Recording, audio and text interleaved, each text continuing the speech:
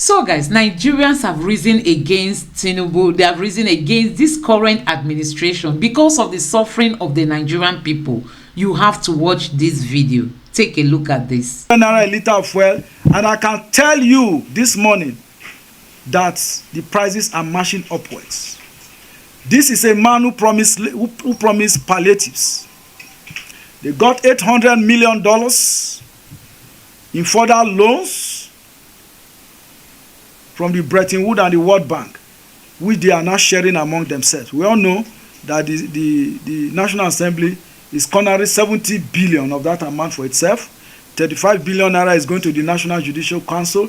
We in the CLO know that all of this is a well-designed conspiracy to compromise the judiciary. But Nigerians are no longer fools.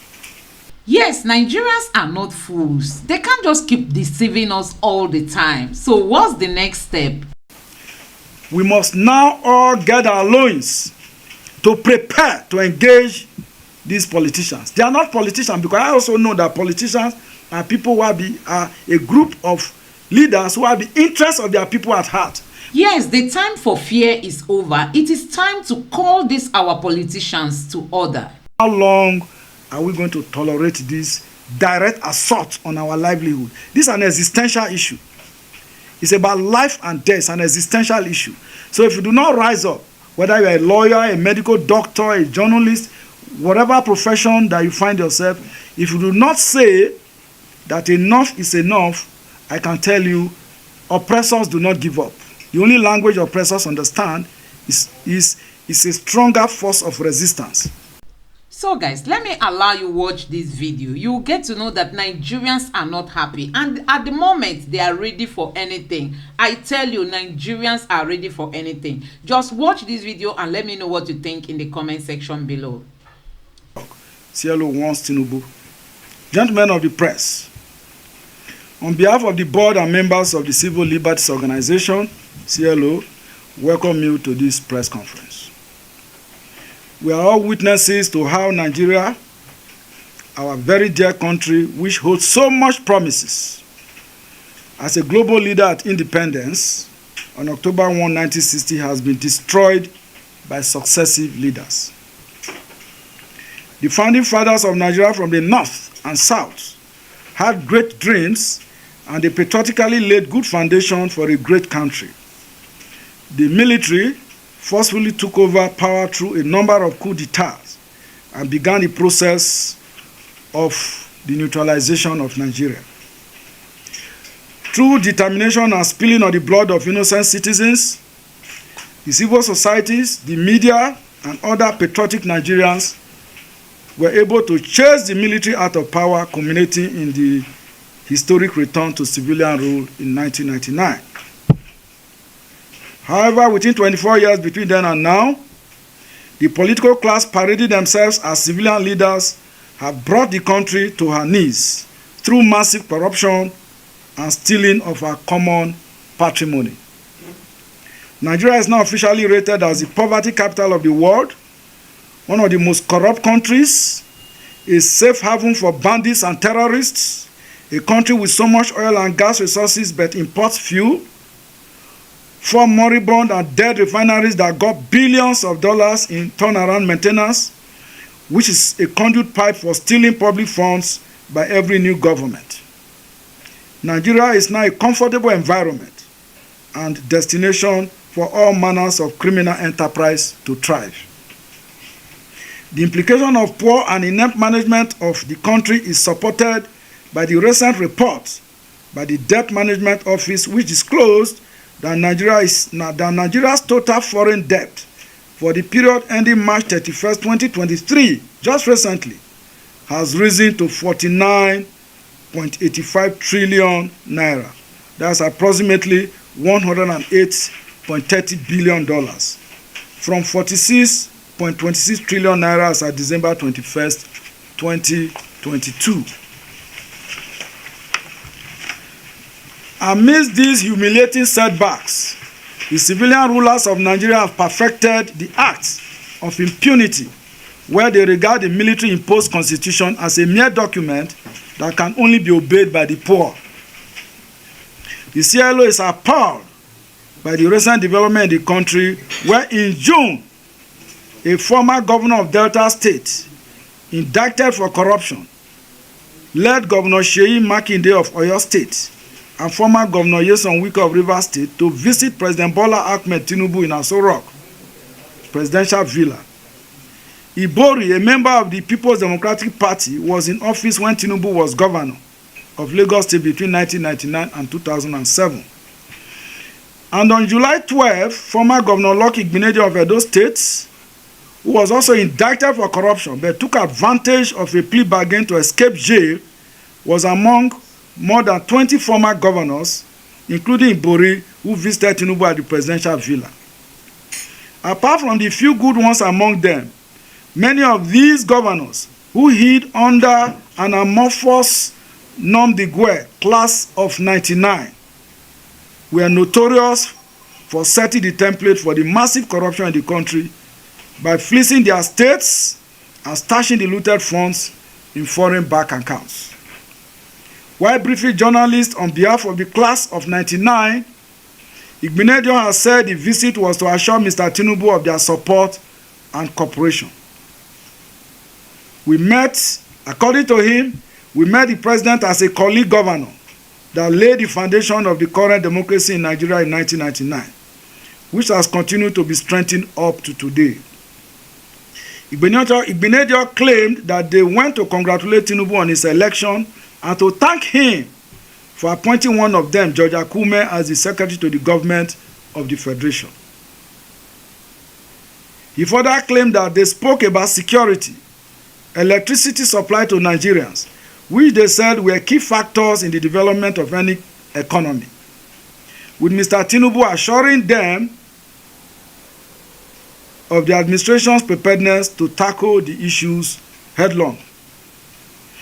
But like many Nigerians, we in the CLO are not deceived by the regrouping of these former governors who are now shedding crocodile tears over the state of anomy in the country. They had 8 years in office and some of them went to the Senate. What did they do? They continued in their old ways. And what manner of support would they be giving to Tinubu beyond an arrangement to accommodate them in the underdevelopment of the country? The case of James Onanefe Ibori, a former governor of Delta State from 1999 to 2007, is more rankling. He is officially the only former governor who was jailed in a foreign country. He was in 2012 sentenced to 13 years in prison for money laundering by a court in the United Kingdom. Ibori fled Nigeria in April 2010 while answering to corruption charges, forcing the Economic and Financial Crimes Commission to enlist the help of the Interpol to apprehend him in Dubai, United Arab Emirates, and extradited him to the UK, where a case of massive corruption and money laundering had built up against him. He served only 4 years out of the 13-year sentence handed by the UK court and was released from jail in 2016.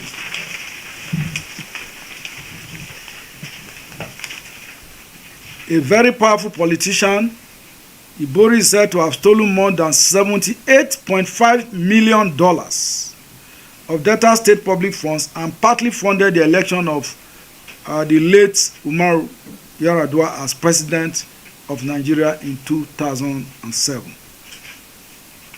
Ibori's influence in the Niger Delta and indeed Nigeria in general is said to still be strong, as persons seeking elective offices consult him for support as a result of his political networks and the depth of his pocket, courtesy of ill-gotten wealth. He was recently appointed as a patron of former Governors Forum in Nigeria, a position he now leverages to curry personal favors and manipulates political power in Nigeria.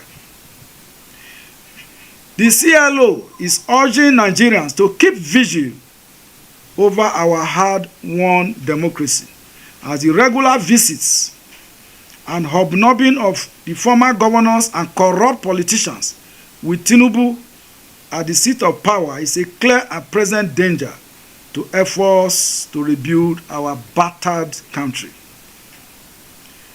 We appeal to President Tinubu, whose election is being seriously challenged at the Election Petitions Court, to not convert the highest office of President of the Federal Republic of Nigeria into a rehabilitation center for politicians who put the country in this sorry state.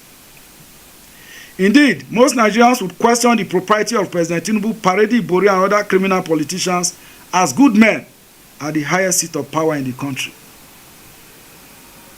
The CLO, which led from the front in our collective quest and struggle for a just society where citizens should be proud to call themselves Nigerians, is now drawing local and international attention to the regrouping of these questionable individuals who are mobilizing and are poised to determine the future of the country in accordance with their sordid standard and definition. Impoverished Nigerians who are currently reeling in pains and anguish from the so-called subsidy removal, multiple taxation, hike in electricity tariff, and other forms of neo-colonial slavery as a direct consequence of corruption must now quickly wake up from their slumber to find their lost voices.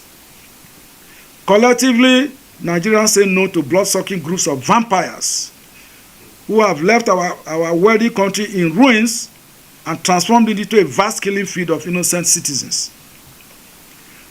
We call on all Nigerians to organize and mobilize to take back their country, for eternal vigilance is the price of liberty. Thank you for coming as we count on the media as our long-standing partners to join us in this long walk to freedom. Gentlemen of the press, as we were coming here this morning to address this press conference, that is why you don't find it as part of this statement. This inept, corruption-infested government of Bola and Tinubu has again increased fuel prices to 700 naira. Officially at the NNPC pump price, it is 617 naira will land. But of course, you know the ripple effect, what that will mean. It is now 700 naira. Where does that leave Nigerians? 700 naira a liter of fuel, and I can tell you this morning that the prices are marching upwards. This is a man who promised palliatives. They got $800 million in further loans from the Bretton Woods and the World Bank, which they are now sharing among themselves. We all know that the National Assembly is cornering 70 billion of that amount for itself. 35 billion naira is going to the National Judicial Council. We in the CLO know that all of this is a well-designed conspiracy to compromise the judiciary. But Nigerians are no longer fools.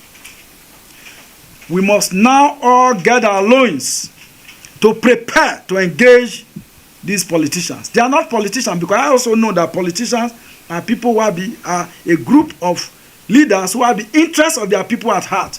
But what we have, by even the regrouping of the so-called class of 99 people, governors, when we have succeeded in chasing away the military, they regrouped and managed to seize the different political offices as governors of the 36 states of the Federation. What did we get in return? They stole all the resources across the states, apart from a few governors like Donald Duke. Just some of them, you can mention them with our fingertips. It does not matter whether a politician today is your father, your brother, or your uncle. If it's not patriotic, if it does not have the interests of Nigerians at heart, we must organize and mobilize against these people now, before it is too late for all of us. Nigeria cannot go the path of Sudan. We cannot go the path of Ukraine and Russia. We have a country that we call our own today. A small country like Seychelles is rejecting Nigerian passport holders. Why? Because we have lost it. We can no longer close our mouths and allow this band of few individuals to hold our country hostage. The time to rescue our country is now. If you have questions, we'll take it. Executive Director of the CLO is here. We have other senior members of the CLO seated here at your media house. My name is Authority Newspaper. When you take back, how will Nigerians take back their country? Basically, that's the summary of your question. Well, it's a question for all of us. How are we going to take back our country? Are we going to sit back, just throw our hands in the air, and say, oh, these people are bigger than us, they are more powerful? We can take back our country by individually raising our voices and collectively raising our voices. Because a country of 200 million people, if you have 50 million people talking, saying, telling the government that enough is enough, I'm sure they will be very uncomfortable. So they are doing what they are doing because the rest of us are just quiet. Each time they push the bar, we adjust. They push the bar, we adjust. But if they push the bar, even in countries, in Tunisia, you know how the Arab Spring started? It is just a cart pusher. Somebody, just a local government, they increased the tax and asked him to pay some few pennies more. And he said no, that he cannot even make profit from what he's doing. And then they seized this, whatever he was pushing to sell, and took it to the office. The man just simply went to his house, told his people that he's going to kill himself, that his only means of livelihood has been taken from him. He took fuel, went there, set himself ablaze. And the people he told others that this is the reason why this man set himself ablaze. And he just caught on. Before you knew it, everywhere was ablaze. But Nigerians are used to tolerating suffering. How you guys got here this morning, I'm sure you went through harrowing experiences. You are going to return from the money you even pay in getting here. By the time you are living here now, it's doubled, it's tripled. And then you just go to your offices again, you adjust. Maybe the quality of food you are eating will have to drop to give way for further expenditures. Now, the question is, how long are we going to tolerate this direct assault on our livelihood? This is an existential issue. It's about life and death. It's an existential issue. So if you do not rise up, whether you are a lawyer, a medical doctor, a journalist, whatever profession that you find yourself, if you do not say that enough is enough, I can tell you, oppressors do not give up. The only language oppressors understand is a stronger force of resistance. When that comes, the CLO is not going to negotiate with them. We're not going to hold any meeting with anybody. We are going to continue what we are doing. We have a tradition. The CLO have a tradition of resisting obnoxious and oppressive policies. And we are not going to hold meetings. CLO has never held meeting with any government. Whether you are a governor or you are president, we have never had that tradition of, we monitor the process of governance under our governance and democracy program. Once we see that the policies that is being pushed out by any government, whether at the national or subnational level, is anti-people, we confront it. That's our strategy. And so, for us to confront it, we need to also educate Nigerians, inform Nigerians that this is now the path to follow. When Tinubu came on May 29, he gave an address where on that day he said he was taking up fuel subsidy. And the thing opened debates. You know, we were watching as an organization how and what strategies Nigerians will adopt in dealing with that. Nigerians simply adjusted. We have a duty as a human rights organization. We don't just say we are a civil society organization. We are a human rights organization. And the right to life is inherent, is inalienable, is given by God. So when government push policies that seems to push you into extinction, you have a right to resist. It is within the ambits of the law for you to to resist using every legal means at your disposal. The truth is, if this morning we can find 500 Nigerians who will go to the gate of the National Assembly and sit down on the floor, that nobody is going to come out and go out. Even if you shoot and kill, they will be tired of killing. We all know what happened at the Tiananmen Square in China in 1989 or so, where the Chinese army, the People's Army of China, were using armored cars to crush the Chinese who embarked on peaceful protests. It is on record that they crushed 50,000 Chinese. And that was what brought about the Chinese, the quote and unquote, the My Chinese Revolution that have brought China today as a world power. So if people think you can sit back, you can relax, and use your small salary to be adjusting, the scale, you adjust such that the scale itself will overshoot. There will be nowhere to. I think we are now at that point. In time. And that is the kind of message we will be passing out. Somebody cannot be giving you peanuts, then you sell your birthright for a pot of soup. God will help us. during the struggle against the military rule, the radical student movement was there. It was not only the civil rights organizations. The radical labor movement was there. The radical media was there. This man was one of the editors in the Insider Weekly. You saw what happened at Oba when they invaded the office and got all of them and imprisoned them. The same thing with him. He was a consistent visitor to the prisons and detention camps. In Enugu, I was arrested at the Adoration Center, where I went to share anti-Abacha leaflets. Lectured and handcuffed and kept in detention for 33 days. The day Abacha died was the day he gave instruction to us for us to be brought to Abuja. Dr. Tomanko, Professor Denta Udenta, Alex Saitolomo, the PA to late Nahoro, and Barrister Benedict Ezago. We were in government house in Enugu when Abacha died. That is the intervention of God, not our own power. Then we have the international community. There was a time Oshomole was backing that he will remove the president of Senate and his vice from office, whether by crooks or hook or whatever. We did a letter to the international community, all the embassies here and the European Union, and they warned Asorok and Oshomole, and you saw that he kept quiet until they served out. When you keep silence in the face of tyranny, you suffer it. But when you confront the siege, you get freedom.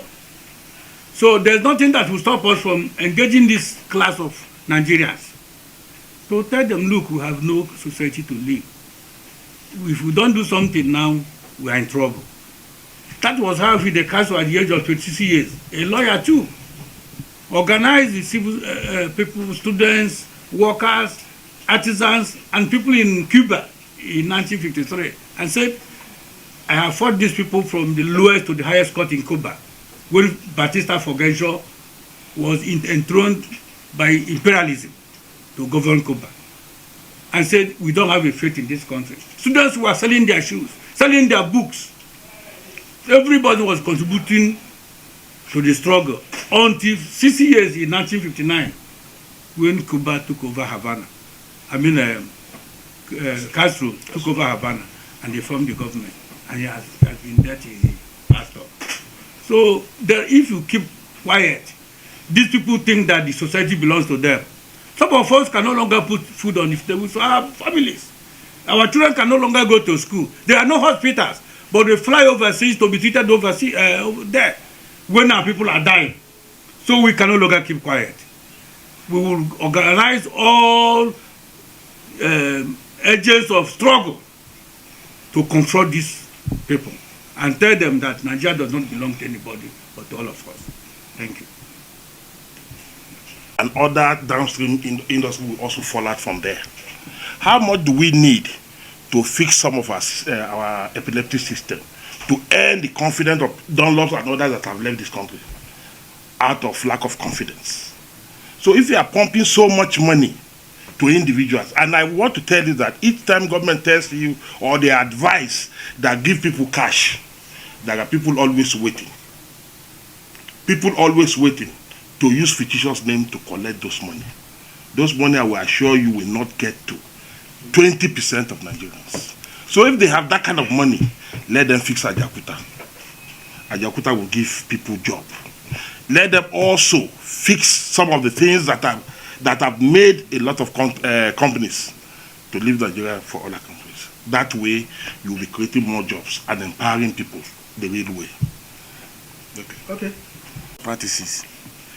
My own idea is this. If Dangote can use $17 billion to build a refinery that is second best in the whole of Africa, and when you look at Buhari's administration till today, and look at how much they say they have used in the turnaround maintenance of all these refineries, you will see that we have not been able to put in place a decision to maintain the refineries. The reason is that the same class of politicians that are in power are all behind the issue of importation of fuel. And you will agree with me that it is not possible, it is not easy for a man to close his own business. So they are just using the interest of Nigerians to run their firms. Dangote, an individual, built a refinery, one of the best in the whole of Africa and one of the best in the whole of the world, with $17 billion. And the last administration spent not less than $24 billion in turnaround maintenance. You can see that there is no truth in what they are saying.